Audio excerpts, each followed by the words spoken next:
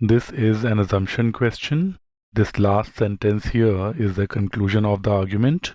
The missing link is between all the information presented here and this conclusion.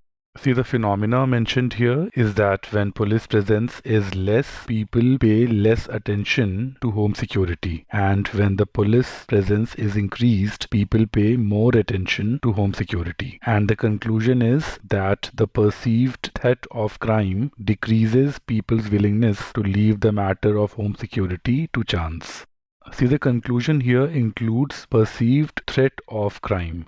Nowhere in this information here any perceived threat of crime has been talked about. It is only lower or higher patrolling. So probably higher patrolling leads to a higher perceived threat of crime is an assumption, which is what answer choice E says, that people's perception of the threat of crime depends on the level of the police presence in the area. Answer choice E strengthens the conclusion, and it is something that must be true for the argument to hold ground. Negate it, this statement becomes that people's perception of the threat of crime does not depend on the level of police presence in the area. Put this negated statement in the paragraph here and the conclusion would go haywire. So answer choice E passes the assumption negation test. This is going to be the correct answer choice. That the perceived threat of crime has increased over time is just a general statement. This has no bearing on the reasoning mentioned in the argument. What led to an increased presence of police is out of the scope of the argument.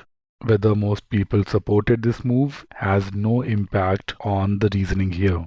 Moreover, this statement does not have to be necessarily true for the argument to hold ground.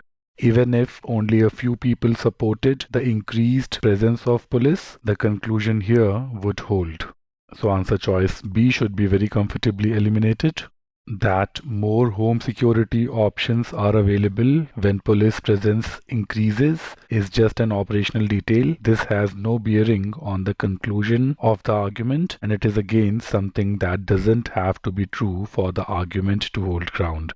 Even if the number of security options do not increase when police presence increases, the conclusion here would remain intact.